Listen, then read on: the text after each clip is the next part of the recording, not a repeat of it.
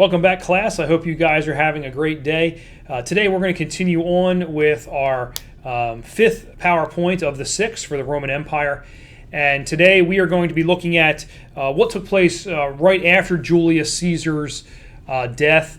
And we're going to then continue on into the reign of his son, and that is going to be the first emperor of the Roman Empire, which is Caesar Augustus. And so we're going to look at him today, and then we're going to finish up this PowerPoint today with a look at the Roman road system. This is just an engineering feat that for that time period and the extent of the Roman road system and how far it goes. It's just amazing that that they were able to do this. And these roads, some of these roads are actually in existence today, which I have a couple of pictures for you in the PowerPoint of some of the Roman roads that exist today. So stay tuned. We're going to be taking a look at Caesar Augustus. Ancient Rome, Part 5. This is our 5th lecture out of 6 for Rome. Last time we talked about Julius Caesar's death and a few things that took place after his death, and we're going to continue on with some more events that took place after Julius Caesar's death, which would lead up to Caesar Augustus becoming the first emperor of Rome. So after Julius Caesar's death, there were civil conflicts for 13 years. Remember, the senators had assassinated Julius Caesar, but really there was no contingency plan for what would happen next after the assassination. Most times where a person is assassinated through a coup, this was a coup where a group of people rebelled against, especially government officials, rebelled against their leader. Usually there's some kind of a plan who is going to take over, what the structure of the government's going to be. There's some kind of a plan if the coup is successful. But for some reason, these senators had no plan really for what would happen after the assassination. And that leaves a power vacuum, which what a power vacuum is that when the central power, in this case Julius Caesar, is no longer there, that leaves an empty spot. And so who is going to take the place of that empty spot? Believe me, there is no shortage of people that will want to take a spot, especially one of power such as the Emperor of Rome. So it leaves a power vacuum. Now, there were a couple of options here. First, there was the heir apparent, Mark Antony. Many people believe that Mark Antony would become the next one in power after Julius Caesar. But that's not the case, because the real heir, per Julius Caesar's will, was his adopted 18-year-old son, Octavian. That is the legal heir because it was in Julius Caesar's will. Mark Antony joined forces with Cleopatra and battled Octavian at the Battle of Actium in Greece in 31 BC. So remember, they were allies. Octavian and Mark Antony were allies to fight against two of the men who assassinated Julius Caesar.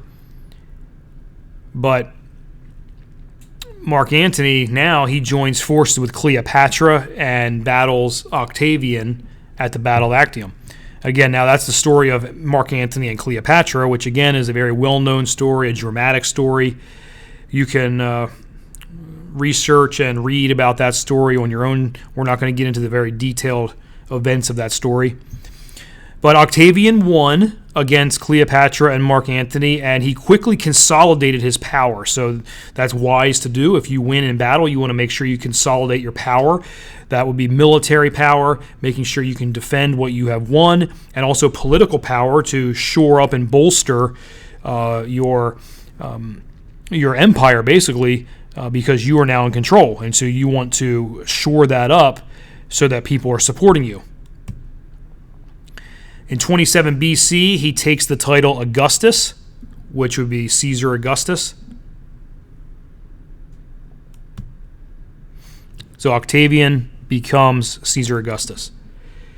He was a strong leader that would lead for 45 years, so that's quite a long time. His policies would guide the Roman Empire for the next 3 centuries. So he definitely left a legacy and a way of running and ruling the Roman Empire for many, many years to come. Throughout the time of the emperors of the Roman Empire, he basically set the foundation for them. And there's a picture of Caesar Augustus, 63 BC to 14 AD. So obviously the time of Christ, we're changing now over from BC to AD.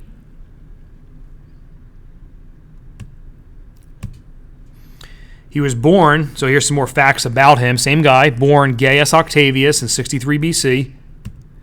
He was the adopted son of Julius Caesar. He is the first Roman emperor. That'll be very important. That will be on the exam. He was the first Roman emperor, Caesar Augustus.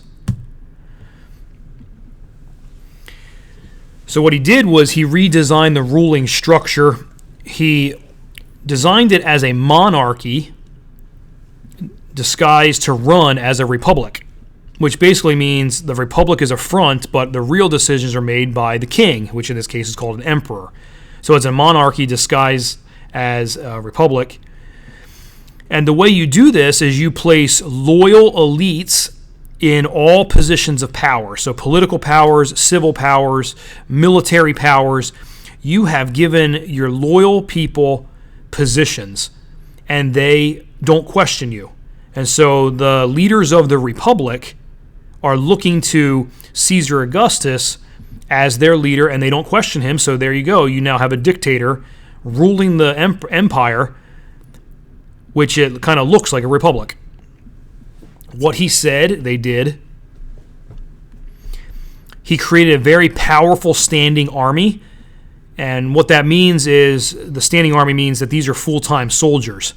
Instead of when a king would go to war, he would call up the elites to bring all their peasants, and their peasants would become like the foot soldiers, and the elites would be the generals, and they would go fight for the emperor. And then when the war is done, everyone returns home and they go back to farming and running their lands. Kind of like the feudal system would be in England during the Dark Ages. But here, Caesar Augustus, he created a very, very powerful standing army where all soldiers and commanders would swear an oath to Caesar Augustus. And so that is why there was Roman soldiers in Jerusalem when Jesus was born and later crucified and resurrected. There were Roman soldiers there because they were part of the standing army. They were professional soldiers.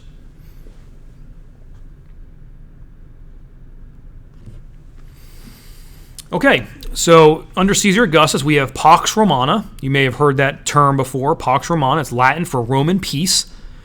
And we're going to look at part 1 of Pax Romana in this session.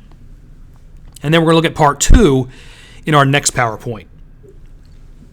So we see Pax Romana, part 1, Roman peace. The entire empire was basically ruled in peace as the empire has now reached farther out geographically, and they control Spain and France and part of Great Britain and into Germany and all the way around into the Middle East and all of North Africa. They basically control the Mediterranean Sea basin.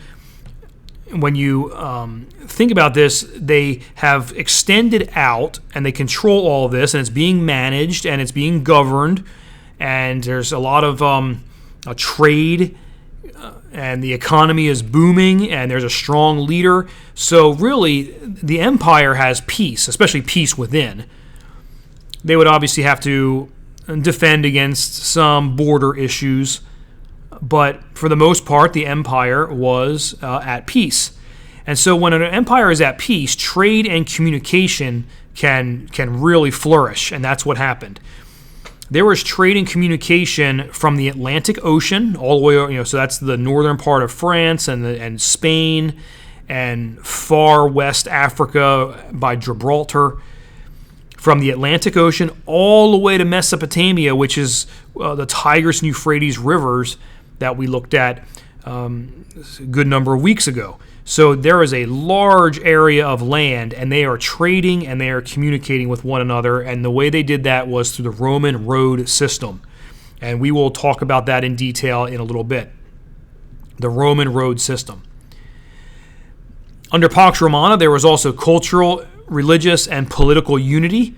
So when the empire is at peace, the cultures begin to blend and merge of these different areas under the leadership and governorship of a Roman Empire.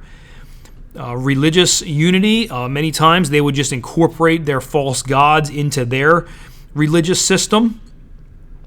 A lot of times they had the same god, just a different name. And they also had political unity. They all looked to the emperor as the leader. And they looked at their governors and the different leaders in their local area. They would look at them as Roman officials who basically, if you offended the Roman official, you were basically offending Caesar. So there was this political unity throughout the land. There was also a language unity. Greek and Latin and Greek were the two main languages. So there were obviously tribal languages and local languages for the indigenous people that they would have conquered or moved through the areas. But for the most part, Latin and Greek were definitely were the languages of writing and trade.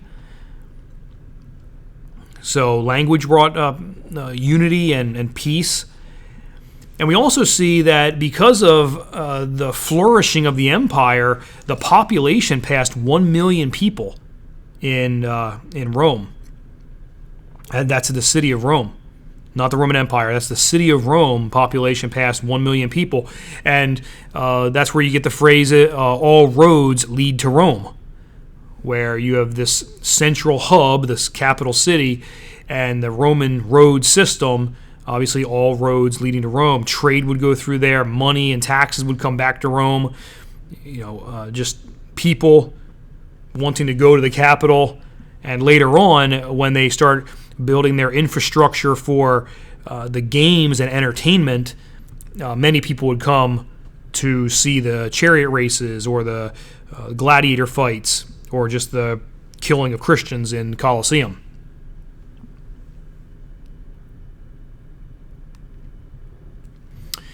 Okay, so Caesar Augustus, he was the emperor of the Roman Empire when Jesus was born. And we see this account in Luke chapter 2, verses 1 through 7. I'll read this to you. And it came to pass in those days that a decree went out from Caesar Augustus that all the world should be registered.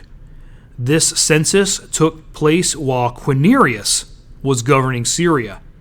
So all went to be registered, everyone to his own city. Joseph also went up from Galilee out of the city of Nazareth into Judea to the city of David, which is called Bethlehem, because he was of the house and lineage of David, to be registered with Mary, his betrothed wife, who was with child. So it was that while they were there, the days were completed for her to be delivered. And she brought forth her firstborn son, and wrapped him in swaddling clothes, and laid him in a manger, because there was no room for them in the inn.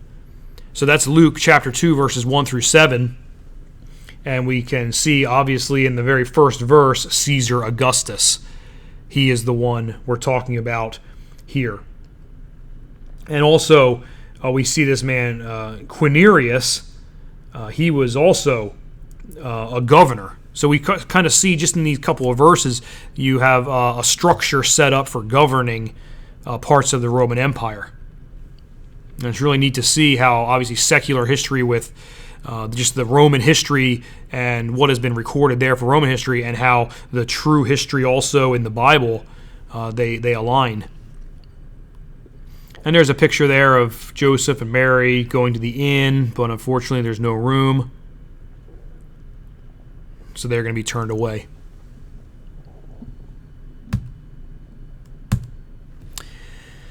Okay, so to finish up today, we're going to be looking at the Roman roads. We talked about all roads lead to Rome. Well, the Roman roads, and we're not talking about even an evangelistic tool like the Roman road plan of salvation. as you go through verses in the book of Romans. But this is the Roman road system.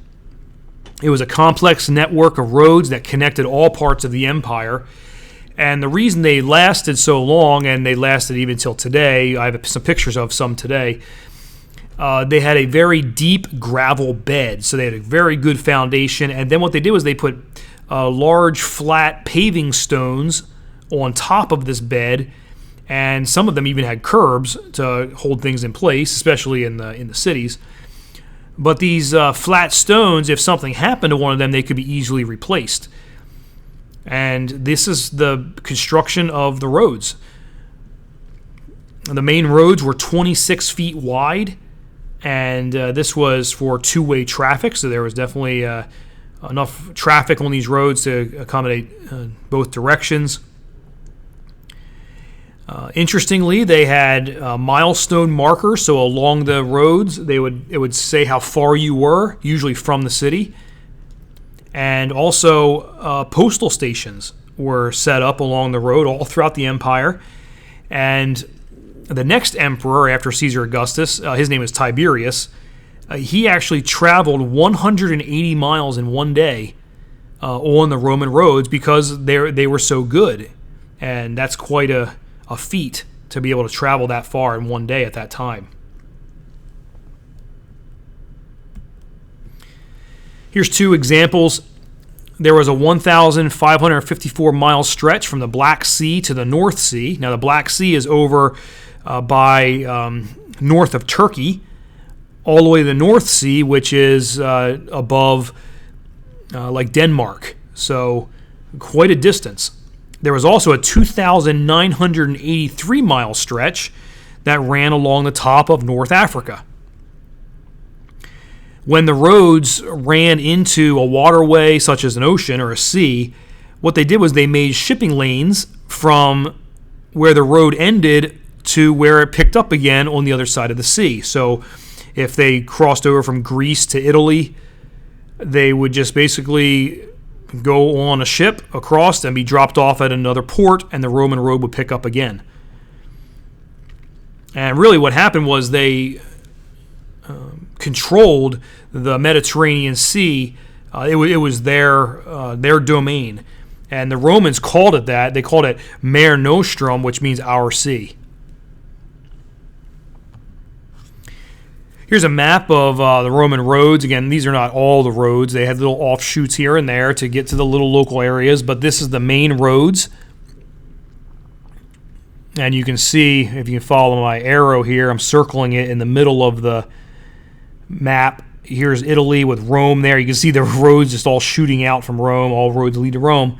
So here's the Black Sea up here. And if you just follow that line all the way up to the North Sea, which is up here, this is the North Sea. And the other stretch that I talked about was along the top of North Africa. So you can see this road here went all the way across. So very extensive road system. And even look it up here, even in Great Britain, they have a road system up here where so they just crossed over and picked up the roads again.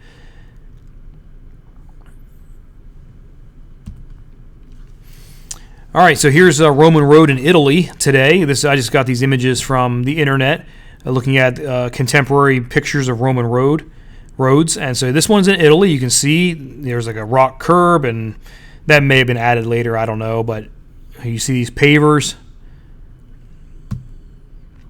And then here's one in Great Britain, which is kind of interesting. You see a drainage channel. So it drained the water was able to be drained off the road.